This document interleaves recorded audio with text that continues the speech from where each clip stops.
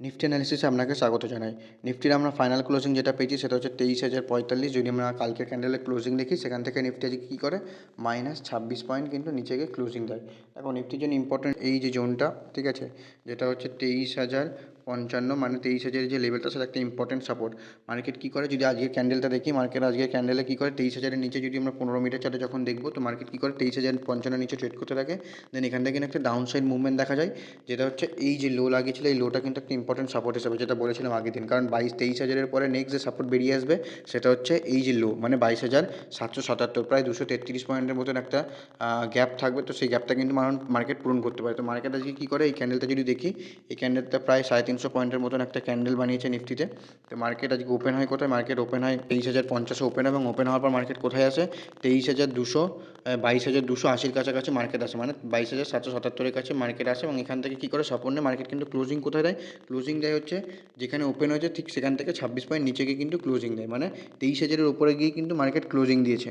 তো এইটুকুনি বোঝা গেল যে এই যে সাপোর্টটা রয়েছে 22,777, সেটা একটা ইম্পর্টেন্ট সাপোর্ট। মার্কেটকে উপরে যাওয়ার জন্য কী করতে হবে, এই যে 23,000-এর যে সাপোর্টটা রয়েছে, এই সাপোর্টের এখানে একটা স্ট্রং বেস বানাতে হবে, মানে স্ট্রং সাপোর্ট লাগাতে হবে। এবং সাপোর্ট লাগানোর পরে যদি এই যে হাই, ঠিক আছে, এই হাইটাকে যদি ব্রেকআউট করে ক্লোজিং বেসিসে, দেন এখান থেকে একটা ডাউন আপসাইড মুভ দেখা যেতে পারে নেক্সট যে রেজিস্ট্যান্স, সেই রেজিস্ট্যান্স অবধি, ঠিক আছে। যদি এই যে রেজিস্ট্যান্সটা রয়েছে এটাকে যদি ব্রেকআউট করে 23,555, এই যে লেভেলটা, এই লেভেলটার উপরে যদি কন্টিনিউয়াসলি ট্রেড করতে থাকে, তো দেন নেক্সট যে রেজিস্ট্যান্স বেরিয়ে আসবে ক্লোজিং বেসিসে, সেটা হচ্ছে এই যে হাই লাগিয়েছে, এই যে হাই, সেটা হচ্ছে 23,888। যদি 23,888, কিন্তু মার্কেট যখন কখন যাবে, যদি মার্কেট 23,555, মানে এই রেড ক্যান্ডেলের উপরে ক্লোজিং করে, এবং ক্লোজিং করার পরে যদি ট্রেড করতে থাকে, দেন এই রেজিস্ট্যান্সটা কিন্তু বেরিয়ে আসবে, ঠিক আছে। যদি এটাকেও ব্রেকআউট করে, তো নেক্সট যে রেজিস্ট্যান্স বেরিয়ে আসবে, সাথে যদি আমরা দেখি এই যে রেজিস্ট্যান্স, ঠিক আছে, এই যে রেজিস্ট্যান্স প্লাস এই ট্রেন লাইন কিন্তু একটা ইম্পর্টেন্ট রেজিস্ট্যান্স হিসেবে কাজ করবে, যেটা হচ্ছে 24,055, একটা সাইকোলজিক্যাল রেজিস্ট্যান্স, যেটা একটা ইম্পর্টেন্ট রেজিস্ট্যান্স হিসেবে কাজ করবে। কারণ এখানে কিন্তু তার 24,055-এর কাছে কিন্তু রয়েছে হচ্ছে ট্রেন লাইনের রেজিস্ট্যান্সটা। কারণ ট্রেন লাইনের কাছে মার্কেট যতবার গেছে, মার্কেট কিন্তু ততবার এখানে রেজিস্ট্যান্স নিয়েছে, এবং রেজিস্ট্যান্স নিয়ে মার্কেট কিন্তু নিচে এসেই ট্রেড করেছে। যেহেতু কালকে নিফটির এক্সপায়ারি রয়েছে, মার্কেটে যেহেতু আজকে একটা দারুণ মুভমেন্ট দিয়েছে আপ সাইড এবং ডাউন সাইড মিলিয়ে, তো যেহেতু কালকে নিফটির এক্সপায়ারি রয়েছে, তো নিফটি কাল কী করতে পারে, নিফটি কাল কিন্তু এই যে জোনটা 23,000-এর উপরেই কিন্তু কন্টিনিউয়াসলি ট্রেড করতে পারে, বা এর নিচেও ট্রেড করতে পারে। কিন্তু যদি পসিবল এটাও হতে পারে যে যেহেতু এখানে একটা স্ট্রং সাপোর্ট নিয়েছে, তো মার্কেট কাল কিন্তু এই 23,000-এর উপরে কিন্তু সারাদিন ধরে সাইডওয়েজও হতে পারে। কারণ এক্সপায়ারির দিন বেশিরভাগ দেখেছি মার্কেটকে সাইডওয়েজ হতে। তো যদি মার্কেট 23,000-এর নিচে ট্রেড করতে থাকে, দেন ডাউন সাইডের জন্য এই যে সাপোর্টটা বেরিয়ে আসবে। আর যদি আপ সাইডে যাওয়ার হয়, তো মার্কেট 23,000-এর যে লেভেলটা রয়েছে এর উপরে কন্টিনিউয়াসলি ট্রেড করার পর যে রেঞ্জটা বানাবে, সেই রেঞ্জ থেকে যদি ব্রেকআউট করে, তো নেক্সট যে রেজিস্ট্যান্স বেরিয়ে আসবে সেটা হচ্ছে এই যে নেক্সট যে রেজিস্ট্যান্স বেরিয়ে আসবে ক্লোজিং বেসিসে, সেটা হচ্ছে 23,555, ঠিক আছে। ক্লোজিং বেসিসে কিন্তু এই রেজিস্ট্যান্সটা নিচে দেখা যেতে পারে। তো চলুন নিফটির 15 মিনিটের চার্টে দেখি নিফটি এক্সপায়ারিতে কেমন কি ট্রেড করতে পারে। এই নিফটির জন্য 15 মিনিটের চার্টে সাপোর্ট কী ছিল, ইম্পর্টেন্ট সাপোর্ট ছিল হচ্ছে এই যে জোনটা, ঠিক আছে, একটা ইম্পর্টেন্ট সাপোর্ট ছিল। মার্কেট কালকে কী করে, কালকে লাস্ট বেলার দিকে কী করে মার্কেট এখানে কিন্তু সাপোর্টের কাছে এসে মানে সাইডওয়েজ হয়। তো মার্কেটের যে কোথাও ওপেন, মার্কেট এখানে ওপেন হয়, ওপেন হওয়ার পর মার্কেট কী করে, যখনই এই যে রেঞ্জটা বানিয়েছিল এই রেঞ্জকে ব্রেকডাউন করে, তো এখান থেকে কিন্তু একটা ডাউন সাইড মুভমেন্ট দেখা যায়। নেক্সট যে লোটা ছিল সেই লো অবধি কিন্তু মার্কেটে আসে, ঠিক আছে। এখানে সাপোর্ট নেয়, যে লোয়ের এখানে সাপোর্ট নেয়, এবং সাপোর্ট নেওয়ার পর মার্কেট কী করে, যদি দেখি এখানে সময় কাটাতে কাটাতে মার্কেট কিন্তু আপসাইড মুভমেন্ট, এবং আপসাইডে কোথায় যায়, এই যে সাপোর্ট যেটা ছিল, সাপোর্টটাকে ব্রেকডাউন করে, তো সেটা এখন রেজিস্ট্যান্স হয়।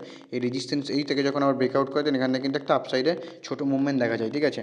দেখো মার্কেট যখন এখানে রেজিস্ট্যান্স নেয়, ঠিক আছে, এখানে রেজিস্ট্যান্স নেওয়ার পরে মার্কেট কী করে আবার কিন্তু নিচে এসেই ক্লোজিং দেয়। তো নিফটি দেখা গেল, নিফটির জন্য কোনো ইম্পর্টেন্ট সাপোর্ট হচ্ছে এই যে জোনটা, ঠিক আছে। নিফটির জন্য ইম্পর্টেন্ট সাপোর্ট মানে হচ্ছে 23,000-এর যে লেভেলটা, সেটা একটা ইম্পর্টেন্ট সাপোর্ট।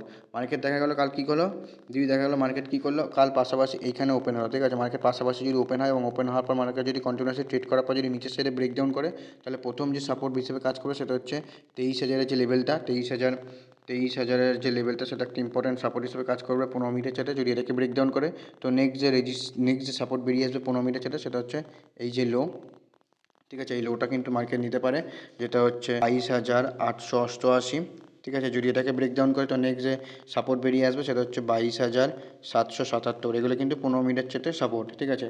যদি মার্কেট কী করে, এখানে ওপেন হওয়ার পর পাশাপাশি ওপেন হওয়ার পর রেঞ্জ করার পর যদি আপসাইডে ব্রেকআউট করে, তাহলে প্রথম যে রেজিস্ট্যান্স বেরিয়ে আসবে সেটা হচ্ছে কালকের যে হাই, মানে আজকের যে হাই, সেই হাইটা কিন্তু একটা ইম্পর্টেন্ট রেজিস্ট্যান্স হিসেবে কাজ করবে, যেটা হচ্ছে 23,000, 111 আর ইম্পর্ট্যান্ট রেজিস্ট্যান্স, যদি এটাকে ব্রেকআউট করে তো নেক্সট যে রেজিস্ট্যান্স বেরিয়ে আসবে সেটা হচ্ছে এই যে জোনটা, যেটা হচ্ছে 23,222।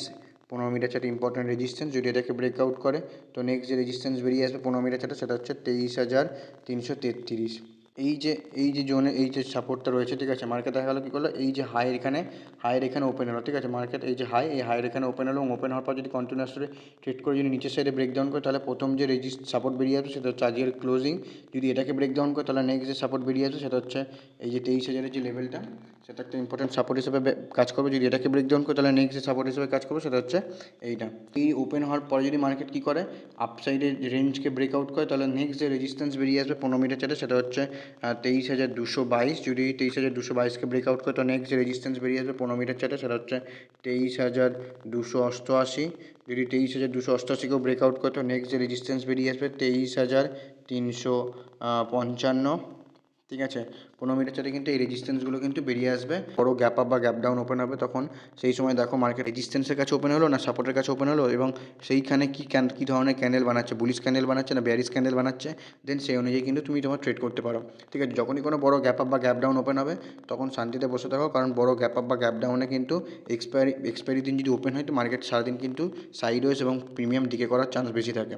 তো দেখো মার্কেট কী করে, দেন সেই অনুযায়ী তোমাদের সেটা অ্যাক্টিভ হলে তোমরা তোমাদের ট্রেড করতে পারো। যদি ভিডিওটি ভালো লেগে থাকে অবশ্যই কমেন্টে জানাবেন। দেখা হচ্ছে পরের ভিডিওতে, ততক্ষণ ভালো থাকবেন, সুস্থ থাকবেন।